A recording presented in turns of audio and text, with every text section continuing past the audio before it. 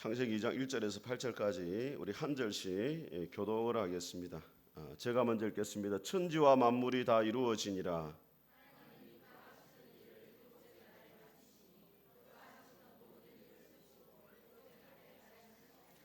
하나님이 그 일곱째 날을 복되게 하사 거룩하게 하셨으니 이는 하나님이 그 창조하시며 만드시던 모든 일을 마치시고 그 날에 안식하셨습니다.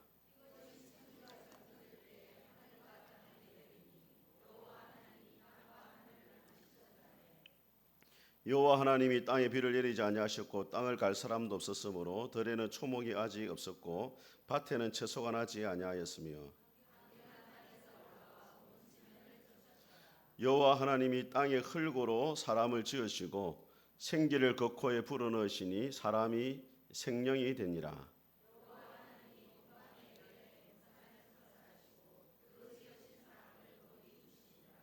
아멘.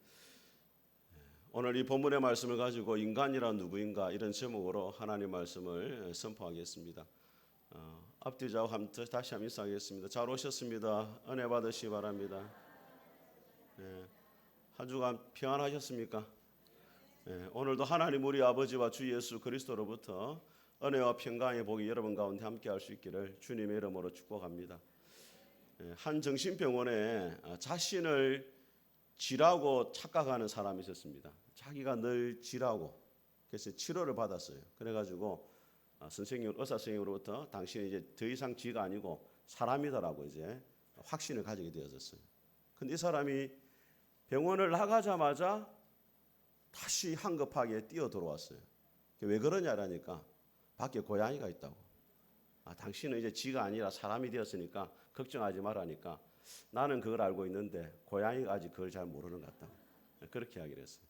사람은 자기를 누구로 아느냐에 따라 가지고 행동이 달라지게 되어 있습니다.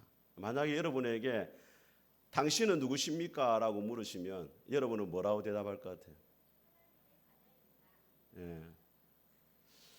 정답을 이야기하는 또 보통 사람들이 당신은 누구냐 이러면 김영선입니다. 이름을 이야기하잖아요. 또 어떤 사람은 자기 하는 일을 이야기해요. 목사입니다. 아니면 회사원입니다. 그런데 성경에서 볼 때 그것은 진정한 우리의 정체성이 아닙니다. 오늘 본문에 보게 되어지면 사람이 누구인가를 분명히 말씀하고 있는데 창세기 1장에서는 사람을 하나님이 무엇으로 만들었다고 말씀했냐면 하나님의 형상으로 하나님을 닮은 존재로 지었다 이렇게 말씀했고 오늘 2장에서는 좀 더 구체적으로 하나님이 흙으로 사람을 지으시고 그 코에 생기를 불어넣으셨다. 이 말은 인간이 하나님과 특별한 관계 속에 지음을 받았다.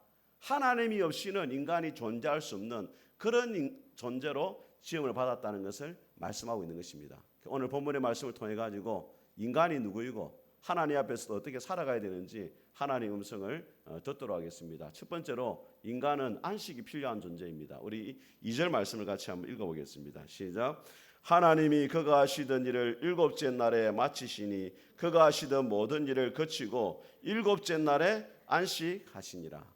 자, 여러분 하나님이 천지 만물을 며칠간 창조하셨습니까? 창세기 1장에 보게 되어지면 이 세상 모든 것을 6일째 다 만들었다 이렇게 되어 있어요. 그런데 오늘 본문은 뭐라고 말하냐면 하나님이 일곱째 날에 모든 것을 다 만드셨다 이렇게 말씀해요. 원래대로 하면은 6일 만에 모든 창조가 끝이 났다 해야 되는데 하나님이 일곱째 날에 모든 걸 만드시고 안식하셨다 이렇게 되어 있거든요. 이것을 두고 유대인들이 뭐라고 이야기하냐면 하나님이 일곱째 날 안식일을 만드셨다 그렇게 이야기를 해요. 안식이라는 말이 히브리어로 샤바트인데 이 샤바트라는 말 뜻이 뭐냐면 멈추다, 끝내다 이런 의미가 있어요. 하나님이 일곱째 날에 안식하셨다 이 말은 육체가 필요해가지고 쉬셨다 이게 아니고 모든 창조가 끝이 나서 더 이상 하나님이 하실 일이 없었다. 하나님의 창조가 완벽하였다는 것을 선언하는 행위가 되는 것입니다. 그 나아가서 시간적으로 보게 되어지면은 하나님이 인간을 며칠째 만들었습니까? 6일째 만들었잖아요. 그러니까 인간은 6일째 만들고 난 다음에 안식일은 7일째 시작되어집니다. 그러니까 인간이라는 것은 태어나자마자 창조되어지자마자 어디로 들어갔느냐? 하나님의 안식으로 들어가게 되어집니다. 하나님 우리에게 말씀하고자 하는 것이 뭐냐면 우리에게 가장 중요한 것이 뭐냐? 하나님을 위해서 무엇인가 일을 하는 게 중요한 게 아니고 먼저 하나님 안에서 안식하고 하나님과 교제를 누리고 하나님과의 만남 안에서 힘을 누리고 영적인 힘을 얻고 그 다음에 주의 일을 해야 된다는 거예요. 하나님을 위해서 일하는 것보다 더 중요한 것이 뭐냐? 하나님과 교제를 나누며 안식하는 것이 훨씬 더 중요하다는 거예요. 중국의 전도자 가운데 니토생이라는 분이 있습니다. 이분이 북부 지역에 사회 가다가 너무 지쳐가지고 하나님 앞에 기도했어요. 하나님 제발 저를 좀 살려주십시오. 그렇게 기도했어요. 하나님이 이렇게 말씀했습니다. 너는 사람의 첫째 날이 하나님의 일곱째 날, 즉 안식일인 것을 아느냐? 이것은 하나님께서 사람의 행복을 위해서 모든 것을 준비해 놓으셨다는 것을 의미한다. 사람이 창조된 이후에 그는 하나님의 일에 동참한 것이 아니라 하나님의 안식에 들어간 것이다. 너는 왜 그렇게 열심히 일하느냐? 내 일을 다 내려놓고 다만 나에게 와서 나의 안식 안에서 나와 연합하라. 이 니토생이 몰랐던 게 뭐냐? 하나님의 일을 열심히 하는 것만 생각했지 하나님이 정말로 원하는 것을 몰랐다는 거예요.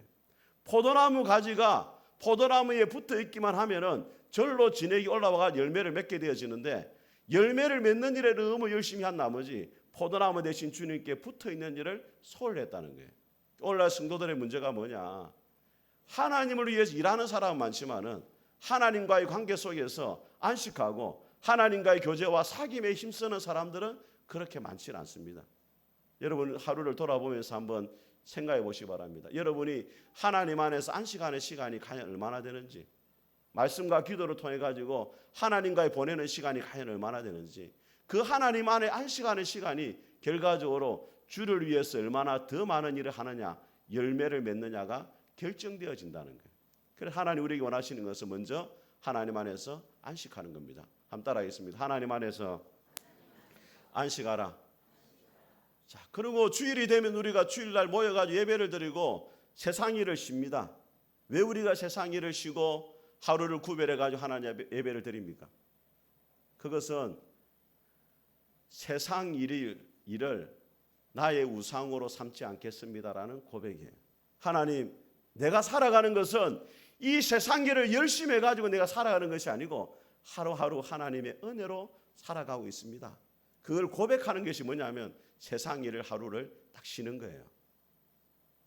근데 식당 하는 사람들 뭐라고 이야기합니까? 주일날 교회 좀 오시지 않으면 목사님 주일날 장사가 제일 잘 되는데 어떻게 내가 주일을 포기하고 가겠습니까? 이렇게 말하잖아요. 그건 뭐예요? 자기 일이 자기 우상이 된 거죠. 우리가 주일날 일을 하지 않는다는 것은 하나님 이 세상 일이 나의 우상이 아닙니다. 나는 일을 열심히 살아가는 것이 아니고 하나님 은혜로 살아갑니다. 그걸 고백하는 거예요. 그래서 유대인들에게는 안식년이라는 게 있습니다. 안식년. 안식년이 뭡니까? 농사를 짓는데 7년째가 되면은 농사를 안 짓는 거예요. 땅을 그냥 놀리는 겁니다. 우리가 생각할 때는 땅을 놀리니까 수확이 없잖아요. 그럼 7년째는 수확이 없죠. 7년째 수확이 없으니까 언제까지 영향이 미치느냐? 8년째까지 영향이 미쳐요. 2년간 손해를 보는 거예요.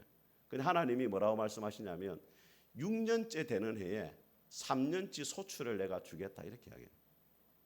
6년째 되는 해에 6년, 7년, 8년치 소출을 한꺼번에 다 줄 테니까 안식년이 되면 농사를 짓지 말고 쉬어라. 그 쉬는 일을 통해 가지고 뭘 알기를 원하시느냐? 내가 열심히 일해 사는 게 아니고 하나님의 은혜로 살아가고 있구나. 이걸 깨닫기를 원하신다는 거예요.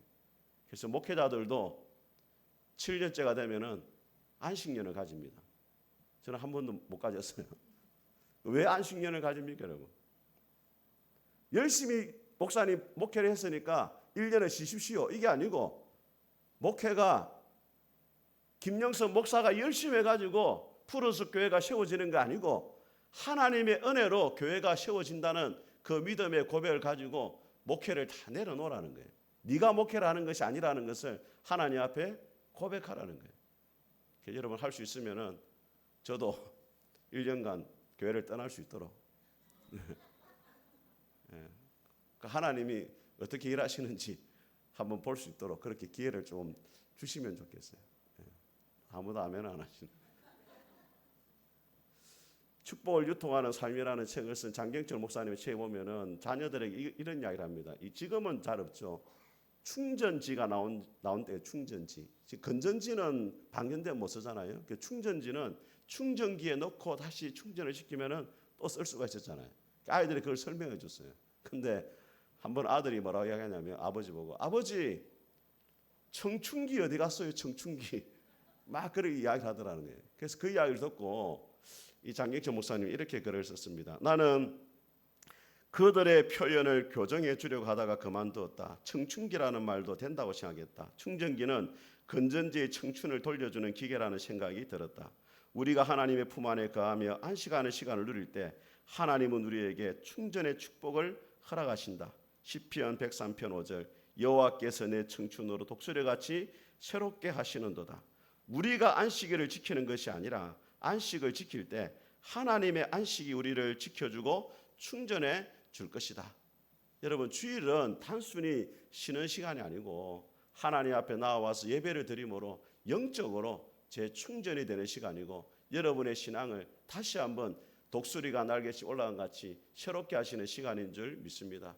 저는 여러분들이 주일 성수를 통해서 하나님 안에서 안식의 복을 누릴 수 있기를 주님의 이름으로 축복합니다. 자, 두 번째로 인간은 흙으로 지어진 존재입니다. 우리 7절 말씀 같이 읽어보겠습니다. 2장 7절 같이 읽겠습니다. 시작.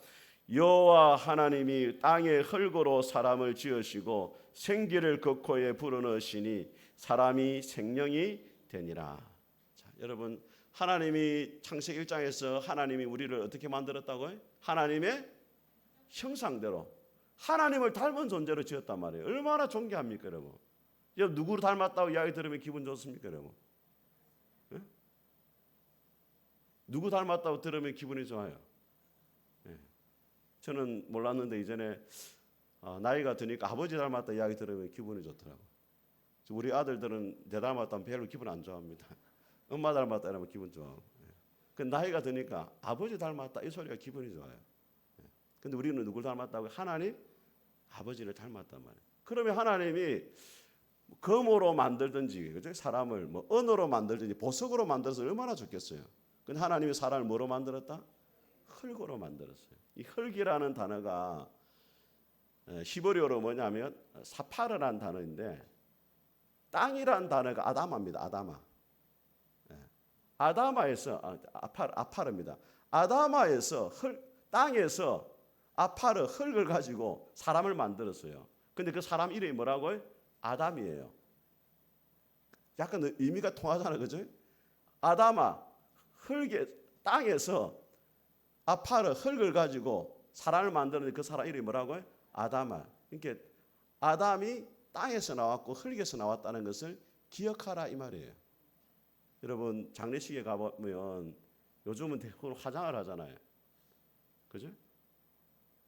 불 속에 넣어가지고 다 태워가지고 마지막 보면 이제 화장터에 보여주잖아, 그죠? 이게 마지막 이 뼈 조각 뼈 그걸 담는 걸 보여주거든요. 그러니까 진짜 한 주먹 흙밖에 안 돼요 인생이. 아무리 대단하고 위대한 삶을 살아도 죽고 나면은 흙으로 돌아가는 거예요. 그래서 라틴어로 겸손이라는 단어가 우밀리타스라는 말인데 그 겸손이라는 단어가 어디서 나왔냐면 우모스, 흙이라는 단어에서 나왔어요. 사람이 언제 겸손해지느냐? 언젠가는 흙으로 돌아갈 수밖에 없는 인생이다. 이것을 깨닫게 되어질 때 인생이라는 것이 참 겸손해지는 거예요. 여러분 지금 옆에 사람 얼굴 한번 보세요. 네? 얼굴이 어떻습니까? 지금 다 죽어가는 얼굴 하고 있는데 벌써 흙이 다 돼버렸네. 예. 인생이 다 괜찮아 보여도 다 흙으로 돌아가는 거예요. 그래서 프랑스의 어느 작가는 그림을 그렸는데 앞에 거울이 있고 그 거울을 보고 있는 여인이 아주 아름다운 여인인데 거울에 비친 모습은 해골의 모습을 하고 있는 걸 그렸어요.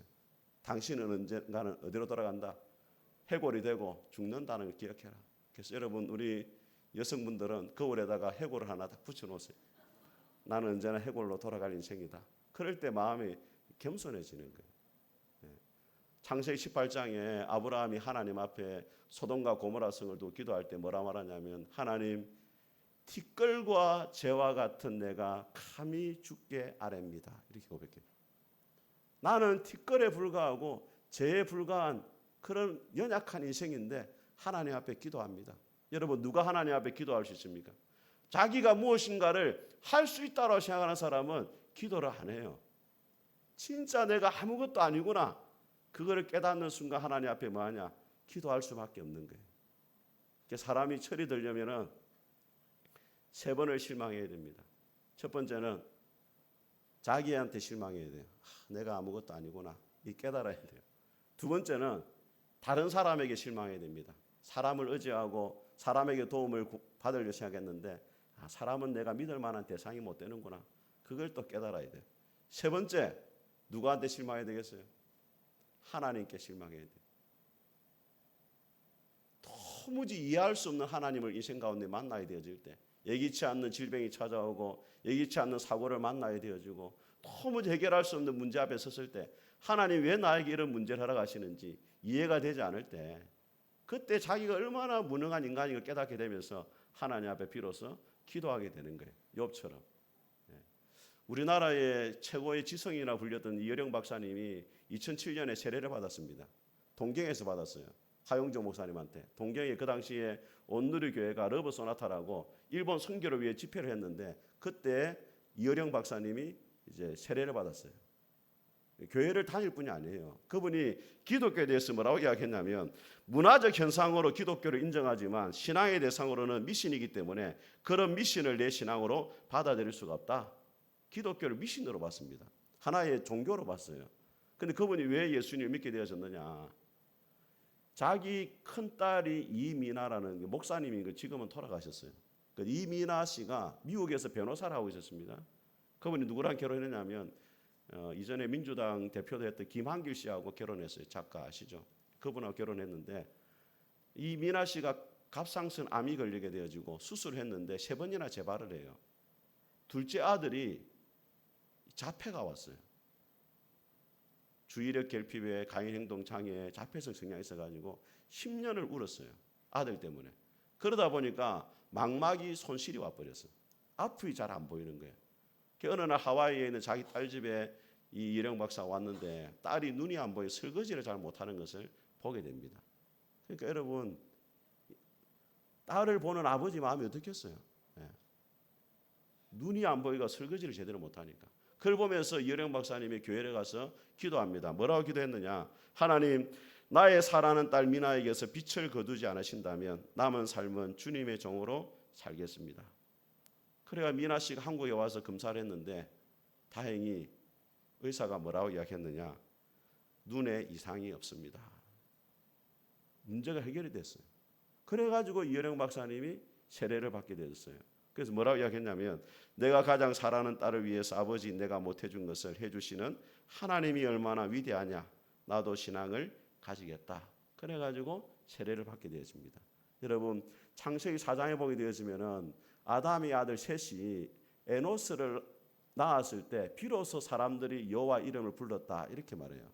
에노스를 낳았을 때 비로소 사람들이 여호와 이름을 불렀다. 에노스 이름 뜻이 뭐냐? 연약한 존재, 죽을 수밖에 없는 존재, 그런 뜻이에요. 사람이 연약하다는 것을 알게 되어질 때 비로소 하나님을 찾았다는 거예요. 저는 우리 푸른숲교회 모든 성도들이 흙으로 내가 지어졌음을 알고 또 언젠가는 흙으로 돌아가야 된다는 것을 알고 인생의 연약함을 알고 하나님을 찾고 하나님 앞에 기도할 수 있게 되기를 주님의 이름으로 축복합니다. 세 번째로, 인간은 영혼을 가진 존재입니다. 우리 7절을 다시 한번 읽어보겠습니다. 시작. 여호와 하나님이 땅의 흙으로 사람을 지으시고 생기를 그 코에 불어넣으시니 사람이 생명이 되니라. 자, 2장 19절 한번 보겠습니다. 2장 19절로 같이 제가 읽어드리겠습니다. 자, 천천히 한번 보겠습니다. 여호와 하나님이 흙으로 각종 들짐승과 공중 위에 각종 새를 지으시고 아담이 무엇이라고 부르나 보시려고 그것들을 그에게 이끌어가시니 아담이 각 생물을 부르는 것이 곧 그 이름이 되었더라. 자, 여러분, 여기서 차이를 발견해야 됩니다. 자, 하나님이 동물과 새를 지을 때도 뭐로 지었습니까? 흙으로 지었어요. 사람도 흙으로 지었습니다. 근데 차이가 있다는 거예요. 차이가 뭐냐면 사람에게는 하나님이 뭘 불어넣었습니까?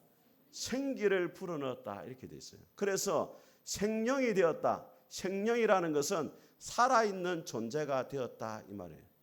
흙으로 만들어졌을 때는 살지 못했는데 생기를 불어넣으니까 사람이 살아있는 존재가 되었다. 그러니까 사람이라는 것은 두 부분으로 되어 있습니다. 흙으로 되어진 육체가 있고 하나님의 생기가 들어와서 만들어진 영혼이 있다는 거예요. 이해가 되십니까, 여러분?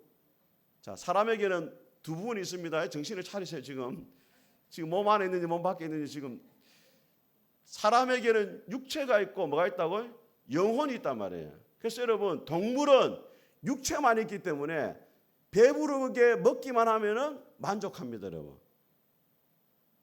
걱정 근심이 없어요, 동물들은. 그런데 인간은 영혼이 있기 때문에 아무리 육체가 배부르고 쉼을 누리고 좋은 것을 누려도 영혼의 만족이 없으면 참된 만족이 없어요. 그러면 여러분 인간에게 육체의 양식이 필요한 것처럼 영혼의 양식이 필요한데 영혼의 양식이 뭡니까, 여러분? 그럴 줄 알았어요. 요한복음 6장 예수님이 뭐라 말하냐면 나는 생명의 떡이니 내게 오는 자는 줄이지 아니하고 나를 믿는 자는 결코 목마르지 아니하리라. 하나님이 근본적으로 우리 인간의 영혼의 양식으로 주신 분이 누구냐? 예수 그리스도입니다. 아무리 그 인생의 모든 것을 가져도 영혼의 양식으로 이 땅에 오신 예수님을 믿지 않으면 그 영혼에 참된 만족이 없어요. 요한복음 4장의 수가성의 여인에게 남편이 5명이 있었던 여인에게 뭐라고 이야기합니까? 이 물을 먹는 자는 다시 목마르거니와 내가 주는 물을 먹는 자는 영원히 목마르지 아니하리니 네 속에서 영생하도록 솟아나는 샘물이 되리라. 예수님이 생명의 떡이 되시고 생명의 물로 오셨기 때문에 예수 그리스도를 믿고 하나님과 바른 관계 속에 살아가는 사람만이 영혼의 참된 만족을 누릴 수가 있는 거예요. 여러분 20세기에 가장 유명한 여배우가 있습니다. 우리 좀 오래되신 분들은 아실 거예요. 가장 유명했던 여배우 20세기에 가장 유명했던 여배우인데 세상을 움직이는 백인 가운데 선정되고 그렇게 했는데 누구냐면 마릴린 monroe입니다, 여러분.